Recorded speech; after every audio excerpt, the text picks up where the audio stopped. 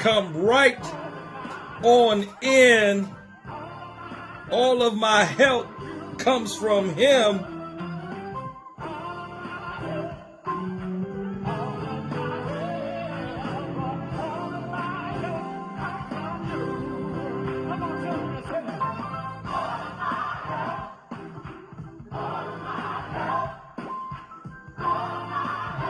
Come on.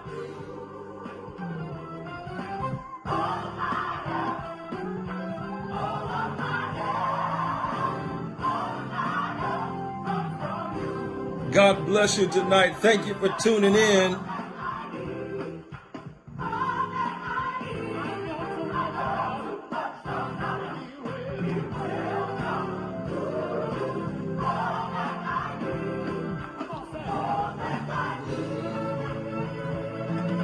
Share this soon as you see it.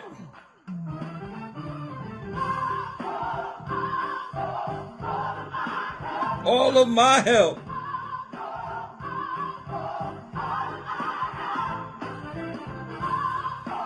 God bless you. Thank you for tuning in. Vic, God just bless you. Good to see you. All of my help comes from him. Good evening. God bless you all tonight. Thank you for tuning in. It's Monday's Meal. I'm Dr. Ray Johnson, your host on tonight with manna to move you towards your life mandate. I'm so glad to be with you again on tonight to share. On yesterday, we spent some time in the Walk of Dominion. We talked about 10 reasons, biblical reasons why believers should not participate and celebrate in Halloween. And I want to pick right back up off of that theme where we were. And so listen, today is November 1st. You've made it through. Can you believe you're in the 11th month of the year? That's right, the 11th month of the year. You've made it to this point in 2021. That's a good place.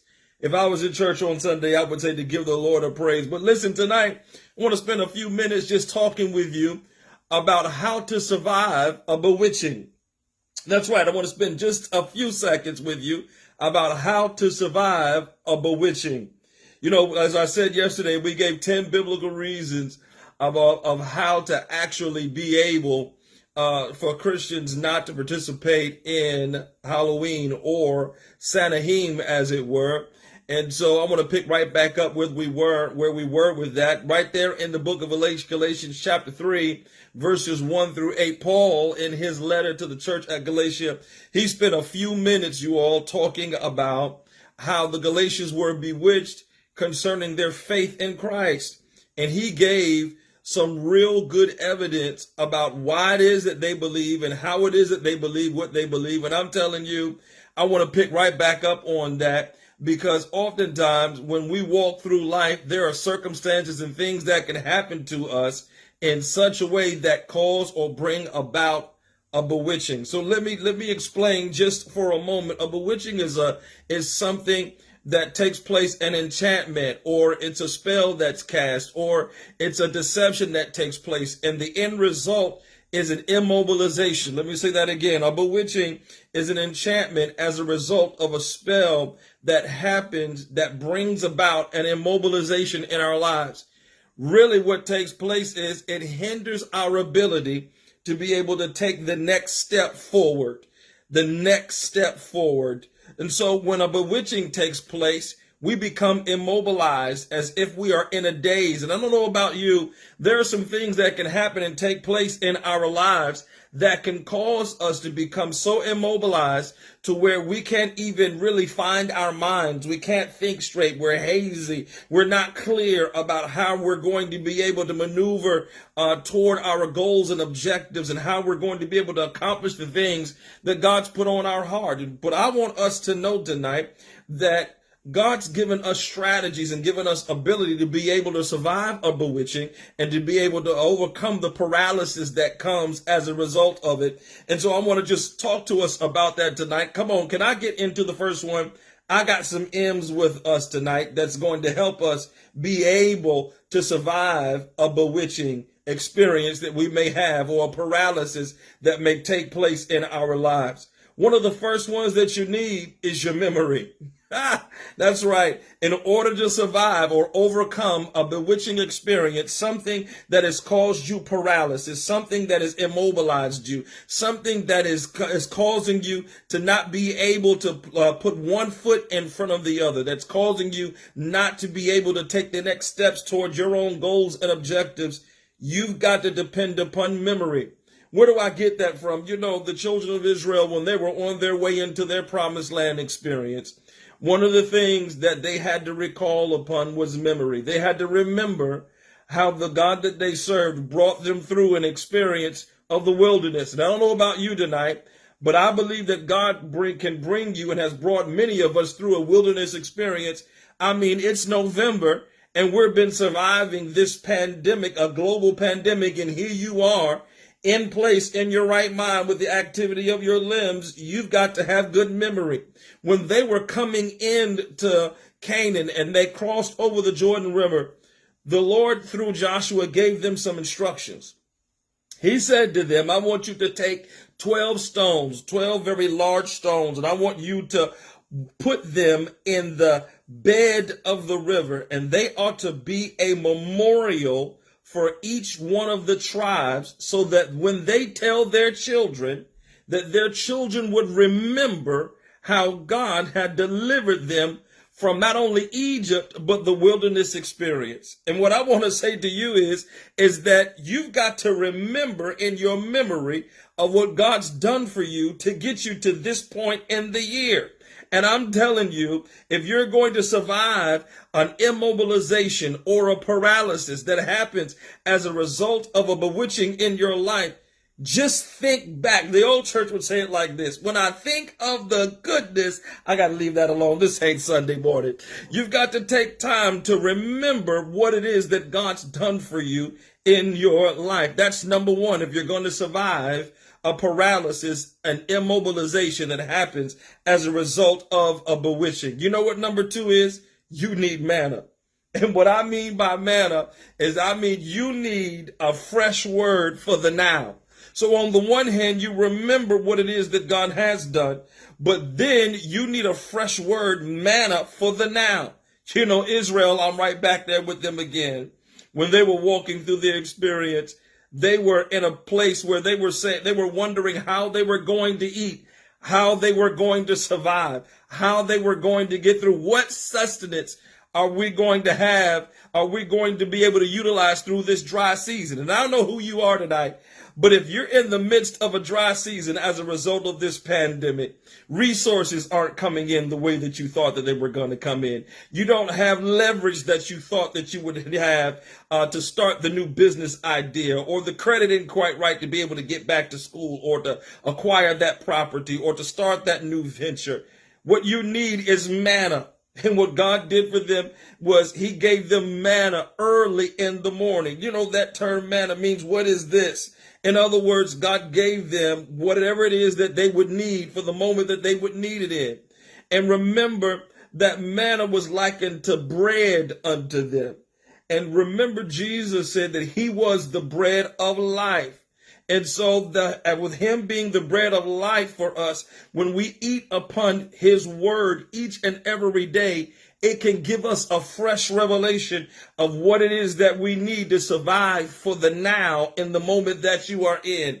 I'm telling you, there is nothing like fresh manna, fresh word, indeed fresh illumination and revelation from his word to survive the current crisis of the moment that you might find yourself in. What you need is manna, a fresh word from the Lord for that day. My goodness, in here, I hope this is helping you tonight. Listen, number one, you've got to depend upon the memory. Number two, you need manna to be able to meditate on. Remember, Joshua told them as they were going into the promised land, he reminded them that they should not let the word depart from their mouth, but they should meditate on it day and night, and then they would make their way prosperous, and then they would enjoy good success. That's why I'm saying to you, you need manna, fresh word each and every day, and to depend upon the memory of what God's already done, because that's an indication of what he's getting ready to do. My God, in here. I hope somebody is getting this tonight. Come on, the last one. If you want to survive a bewitching experience, if you want to survive an immobilization, a paralysis, I want to talk to somebody tonight that doesn't feel like you can put one foot in front of the other. All of your plans aren't coming together. It seems like you're missing it. You're having a misstep on execution. When you try to get started with one thing, something else happens. And then you put that fire out, and then there's another flame that comes up. Or when you get ready to take that next step, it seems like some kind of impediment comes, and you find yourself immobilized, as if you can't move, you can't think, you can't seem to feel like you can get free to break through. I don't know who I'm talking to tonight, but not only do you need manna and to depend upon the memory of what God's done before, but I want you to re-raise your level of expectation and believe in miracles again. That's right. I want you to re-raise your level of expectation and believe in miracles again. What did the scripture say that God would do for us? That he would give us miracles, signs, and wonders. How do you know that the experience that you're having, God's allowing it to be the way that it is so that he can be the one that comes through for you? When there isn't a way, he's already made the way to bring you in to your next promised place. But you have got to raise your level of expectation, stretch forth your faith, and believe in supernatural miracles once again. I'm back to Israel yet one more time. It was a miracle when Egypt's chariots were chasing them, and all of a sudden there was a pillar of fire at night that stood between them and the Israelites to get to the other side. It was a miracle that God allowed the Jordan River to stand up on not just one side like he did the Red Sea, but 5 different sides, cut off all of the streams that were feeding the Jordan so that the Israelites could get through. It was a miracle that Joshua, when he had to avenge himself from all of his enemies inside of the promised land, he spoke to the sun and told the sun to stand still, and he got extra time in order to finish off his adversary and find himself victorious in his promised land. Now, I don't know who that nugget right there is for tonight, but God can give you a miracle that can surpass the supernatural elements of this realm so that you can be able to survive a bewitching experience. My God, in here. That's why we sing the song tonight, All of Our Help. Come on. All of our help comes from him. Listen, I hope this has been helpful tonight. I hope that these nuggets of truth will move you towards your life mandate, and that this has been beneficial for you. Make sure you share it, get it to a friend. You can survive the bewitching experience of the history of your life and come out of whatever it is that you're in. I'm Dr. Ray Johnson. This has been Monday's Meal. All of your help comes from him. You will survive this paralysis. Wake up tomorrow morning, 6 a.m. Catch Lady for another Tilt Tuesday. God bless you, my friend. Remember, all of your help comes from him. God bless you. Bye-bye.